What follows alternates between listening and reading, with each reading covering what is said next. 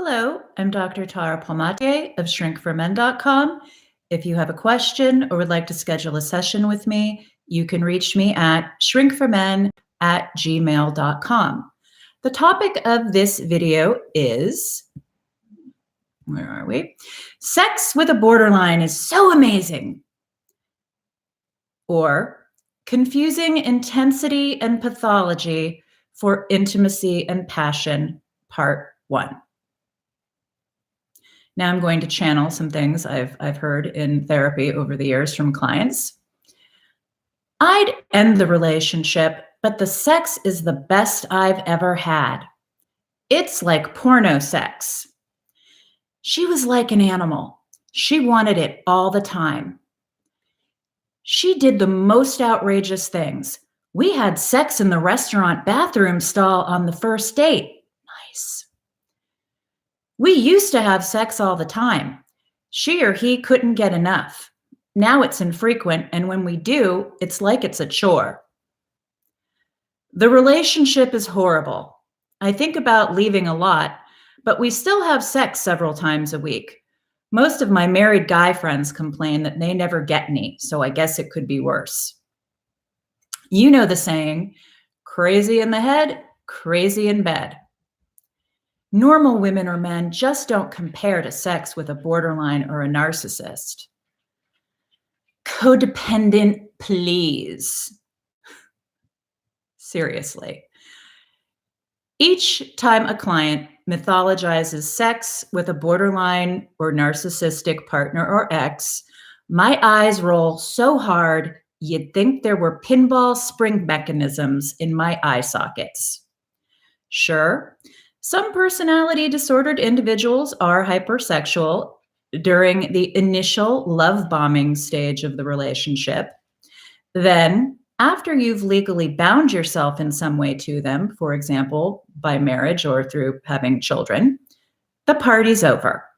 No sex for you. Channeling Jerry Seinfeld's soup Nazi there, we'll call it the sex Nazi.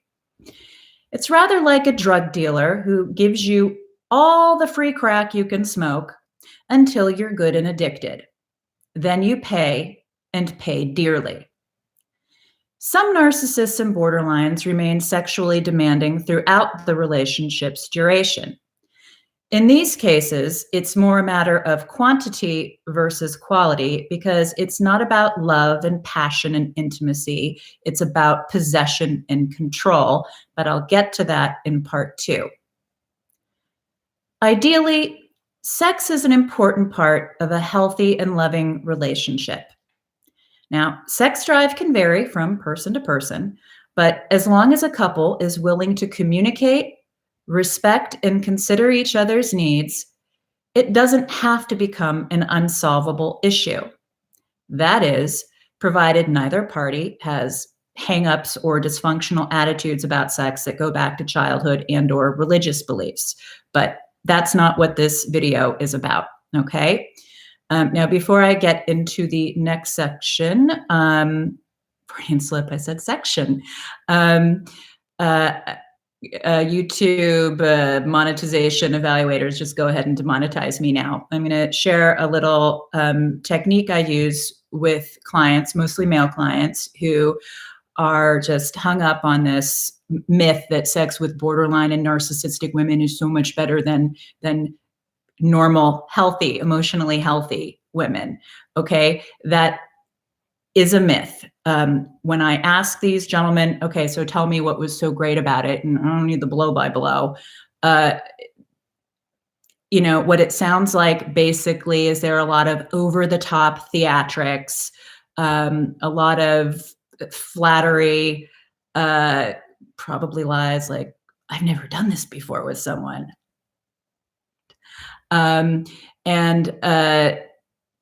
Again, nothing that sounds particularly amazing to me. And usually what it is it's a function of what most things are about in these relationships. It's projection, it's the dovetailing pathology of both individuals, and usually a codependent and a disordered person who have similar childhood woundings. And if that is the case for you, okay, you have basically coupled with a woman or a man who is so much like your mother and or father who did the original damage to you that, and if this doesn't cool your ardor, you're basically having sex with a replacement for your mother or father. If that doesn't make you want to tear your eyes out in some kind of Oedipal tragedy, I don't know what will. Because basically, and again, what I will say to a client, unless this person can twirl a baton with her clitoris or blow smoke rings with her vagina, she's nothing that special. Okay. And as an aside to that aside, there are probably some things you shouldn't Google to see if they're actually things. Now, I didn't Google the thing about the baton because, I know physics.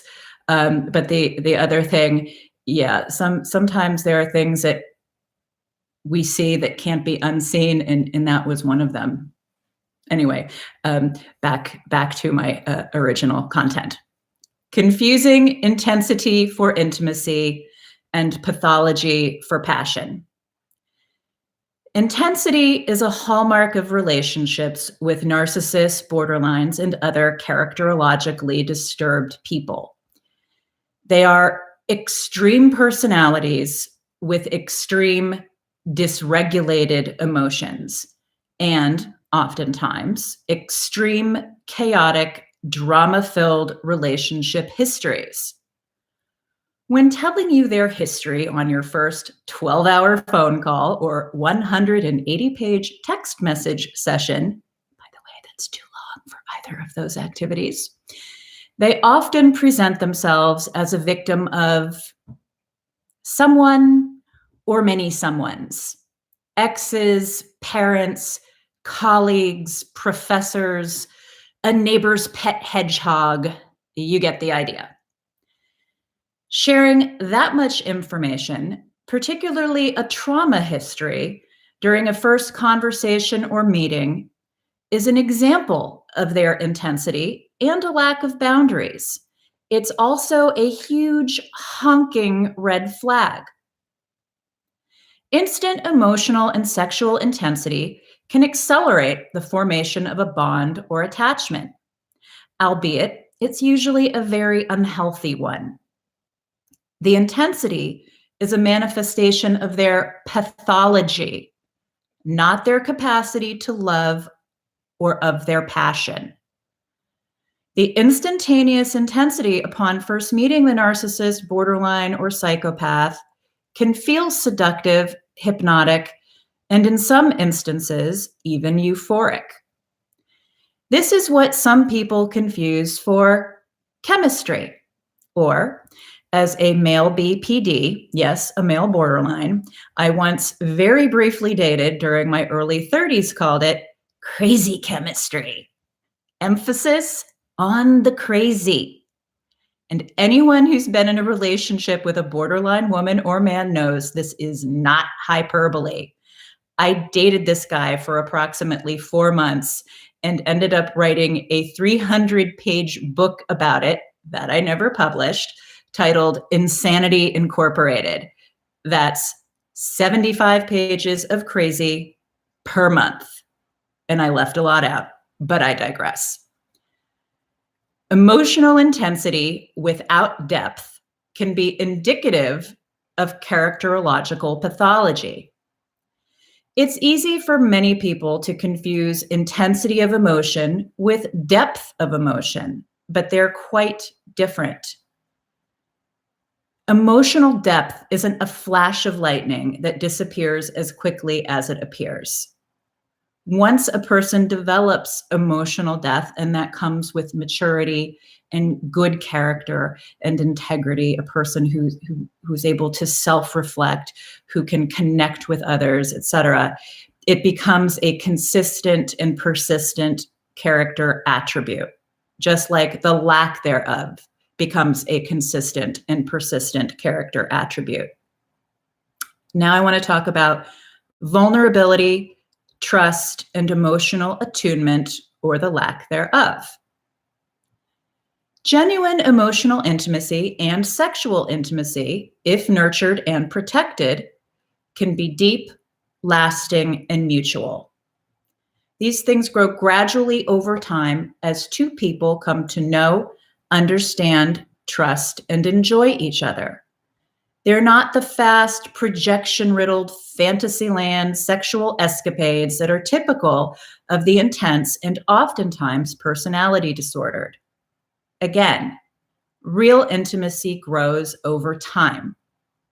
It requires reciprocity, trust, emotional attunement, and the willingness to be vulnerable with another human being. Emotional depth involves the capacity to experience a range of emotions, not just mad, glad, sad, or bored, and to be able to distinguish among your emotions. It also requires a sophistication in comprehending your emotions, their origin. For example, am I feeling upset because of I have unresolved issues from the past, or is this about what's going on right now in the present? And the ability to understand and relate to other people's emotions via attunement and empathy. This is why many narcissists, borderlines, histrionics, and other chronically emotionally immature people will call you their soulmate on Monday and then post selfies with their newest soulmate on Thursday. It's why they tear your clothes off the moment you walk in the door during the love bombing or seduction stage, and then couldn't be more turned off by you after you become emotionally dependent upon them. And what I mean by becoming emotionally dependent upon them is that you become dependent on the narcissist or borderline in order to feel good about yourself. That is to say, if they are flattering you, giving you attention, you feel good about yourself. If they're withholding that from you, then you feel worthless. That's not healthy. That's not good. I've talked about that in other videos. Now, their emotions may appear intense, but they are, in fact, remarkably shallow. Like a 3-year-old proclaiming, you're the best mommy and daddy one minute, and then screaming, I hate you, mean mommy, mean daddy, the next minute because you won't buy them a toy. So the emotions are intense and in your face and over the top, but they don't run deep. And that's why you sometimes feel like a human yo-yo. Come here, go away. I hate you. I love you. You're the worst thing that ever happened to me. I can't live without you. Okay. None of that's normal. None of that's healthy. Real depth of emotion and feeling doesn't change on a dime. Now, what makes emotionally mature, reciprocal relationships and mutually satisfying or even profoundly satisfying sex possible? There are many variables, but I've pared it down to what I consider to be the most essential. First, vulnerability. Being vulnerable is a risk. When you reveal your authentic self, in other words, you let down your walls and share your needs and desires, you risk being rejected or ridiculed. Some people are able to do this with relative ease, and good for them. They probably had good enough, loving families. If you come from a dysfunctional family in which you were neglected, rejected, felt inadequate or not enough, were ridiculed when expressing yourself and or abused, then the prospect of being vulnerable with another person can be terrifying. Unfortunately, many clients with these family of origin experiences choose the wrong adult partners with whom to be vulnerable. And by wrong, I mean partners who are very similar in nature and psychopathology to the parents or parent who caused the original damage. Narcissists and borderlines typically do not do vulnerability. Just because she or he does a data dump on you when you first begin dating doesn't mean they're being vulnerable with you, or truthful for that matter. Their initial oversharing is a power tactic that serves a couple purposes. First, They're data mining you. Why? All the better to manipulate and hurt you later, my dear. Second, it serves to get you to feel safe enough to be vulnerable with them, to let your guard down, and create a fast bond. Look how much she trusts you to open up so quickly. She must really think you're special. It must be safe for you to open up too, right? Wrong. Furthermore, if she or he tells you they've never had sex with someone as fast as they did with you, I've got a bridge for sale in Brooklyn that's just perfect for you. And I'll show it to you right after my eyes stop rolling again. 2, trust. You trust your partner to accept you and to have your back and your best interests at heart.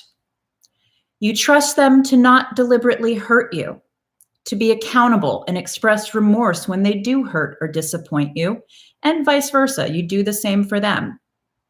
Without trust, it isn't safe to be vulnerable.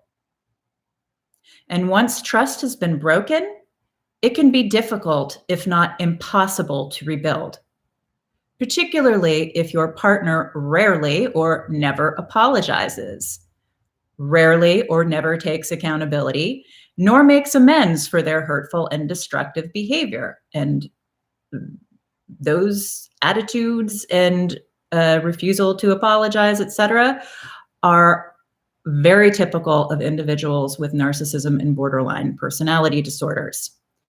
Now, even so, a narcissist or borderline expects that you continue to blindly trust and remain vulnerable to them, okay? So even while they're abusing you, betraying you, they still expect you to give them that same trust and openness that you had at the beginning of the relationship before the abuse started. That's not reasonable. And furthermore, it's neither safe nor healthy for you to do so, okay? And the reason they want that from you is because it is easier then for them to inflict pain and manipulate you if you are still allowing yourself to be open and vulnerable with them. So if and when you wise up and stop trusting them and cease sharing your thoughts and feelings, they will then accuse you of all manner of maladies and misdeeds. For example, you're an emotionless robot, a liar, you're hiding something. Are you cheating? You're cheating. That's why you're not being vulnerable with me and telling me everything. And, good luck explaining that their behavior is the reason you no longer trust them enough to be vulnerable. But this is how narcissists roll. You pulling away, you not sharing your feelings with them has nothing to do with their behavior and how they treat you. It must be because, you're cheating, you're bipolar, or, pick something. It doesn't matter. Of course, the problem can't be them, right? It's got to be you. And by the way, never jade, and that stands for justify, argue, defend, and explain. I talk about that in one of the Narcissist Fight Club videos with these individuals. It doesn't get you anywhere. It just digs you in deeper into circular arguments that you cannot win. Now, narcissists and borderlines don't trust. They might say they do, but they don't. Why is that? Because they're human projection machines. They project their selfish, cruel, scheming, and dishonest qualities onto others. They know they're untrustworthy, and inevitably, they judge everyone else by their own twisted yardstick. Ironically, while they're loyal to no one, they will have a narcissistic rage episode when anyone betrays them. And by betray, I mean anyone who exposes their true nature, anyone who tires of their abuse and ends the relationship, and or is no longer willing to enable them or be complicit in their cruelty to and or exploitation of others. Even if the narcissist or borderline doesn't cheat on you, they are inherently disloyal individuals. Look, betrayal applies to so much more than physical infidelity. Lying is a betrayal. Throwing you under the bus to protect themselves is a betrayal. Smearing you and claiming to be your victim when the opposite is true is a betrayal. Abuse is a betrayal. Furthermore, it creates something called a betrayal or a trauma bond. And it's trauma bonds, codependency, and FOG, that stands for fear, obligation, and guilt, are what make it so difficult to end these kinds of toxic relationships. 3, emotional attunement. Emotional attunement is what makes healthy relationships possible. It's not the mirroring engaged in by narcissists and borderlines during the love bombing stage, which will often serve to create a superficial sense of rapport and intimacy. That's all of that. Oh, you like that? I do too. Oh, you had that experience. Oh, I did too. Oh, we're so much alike. We are MFEO. So adolescent. Emotional attunement is the experience of feeling empathy for and connection to oneself and others. And the former is a prerequisite of the latter. I'm going to quote a passage from the All Relationships Matter website. Emotional attunement is the ability to hear, see, sense, interpret, and respond to someone both verbally and non-verbally. This is how we communicate to the people we're close to so that we see them, feel with them, and understand their experiences. In practice, attunement is when we engage with someone else's feelings, and in that moment, they feel us, and we are no longer alone but connected. End of quote. Look, true emotional intimacy that's physical and sexual, just it can't exist without emotional attunement. Okay. And narcissists and borderlines, excuse me, lost my place. So you can't have what I would call genuine, lasting, enduring emotional and sexual intimacy without emotional attunement. Yes, you can orgasm and enjoy sex without it, okay? But what I'm talking about is a loving, satisfying, long-term intimate relationship, not some consensual fleeting fling, which there's nothing wrong with that, but you know, they're two separate entities, okay? Now, narcissists and borderlines are not capable of mature emotional attunement. These individuals are not, I repeat, not empaths, which is a recent buzzword. I don't know if there's any validity to it. I know. You are. You're a true empath if you're watching this. You don't have to comment or email explaining why I'm wrong. That's my opinion, and you can have yours. Calling narcissists and borderlines empaths, if empaths is an actual thing, that would be like calling a serial killer a great humanitarian, okay? You gotta actually have empathy and compassion in order to, I would imagine, be an empath. These individuals are typically so self-absorbed, they cannot see past their own self-inflicted suffering to acknowledge the pain they cause others. Because no one suffers as much as borderlines or narcissists, and certainly not their victims. Just ask the diagnosed and self-aware ones. In this respect, they're still very much infants. Good enough parents are emotionally attuned to the child. Children are primarily focused on themselves and their own emotional states, not their parents. When a child does consider their parents' emotions, etc., it's still egocentric. For example, mom seems upset. Probably not a good time to ask her for $20. Adult infants and toddlers expect the same one-way care, concern, and interest from their partners, and they rarely, if ever, reciprocate. And if they do, there's usually an agenda or something that they want which is called a transactional relationship, which will also be discussed in part 2 of this series. So, how does all of this pertain to having crazy sex with crazy? Narcissists and borderlines are often incapable of seeing any viewpoint other than their own. On the rare occasion they acknowledge your views, wants, and needs, well, if they're an obstacle to getting whatever it is they want at the moment, that's too bad for you. And even when getting your needs met doesn't cost them anything, no time, no effort, or simply just doing nothing and letting you have what you want, they will often actively try to undermine it. Your misery, codependency, and brokenness makes it more difficult to end the unhealthy relationship because trauma bonds are difficult to break. The longer you stay broken and miserable, the longer you're likely to stay in the relationship until you reach whatever your tipping and breaking point is, okay? These individuals may also derive pleasure in denying your wants and needs simply out of spite and malice. These are people who enjoy, they enjoy and they take pleasure in hurting others. To be clear, borderlines and narcissists are self-obsessed and selfish in the extreme.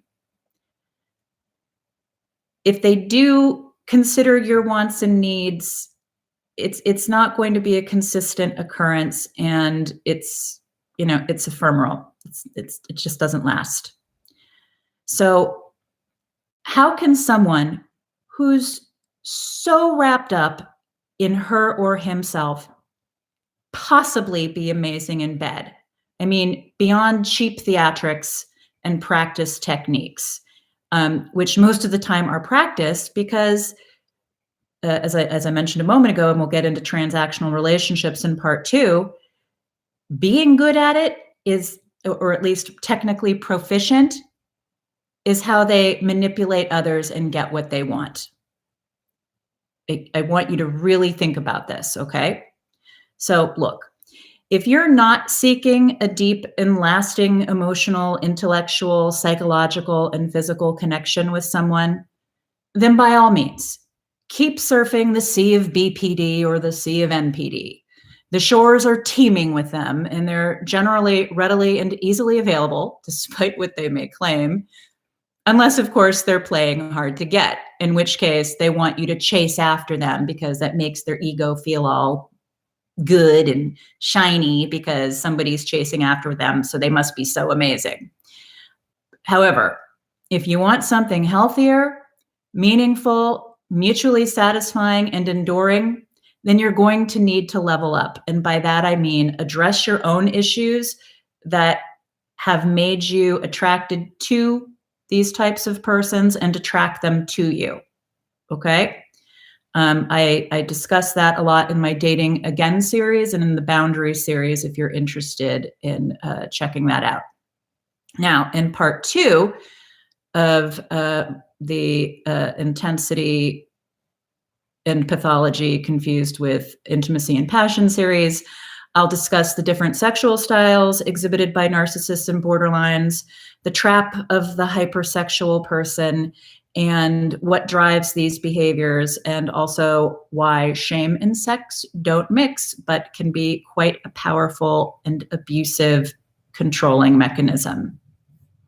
Again, I'm Dr. Tara Palmatier of shrinkformen.com. If you have a question or would like to schedule a session with me, you can reach me at shrinkformen@gmail.com. Thank you for watching and have a good day.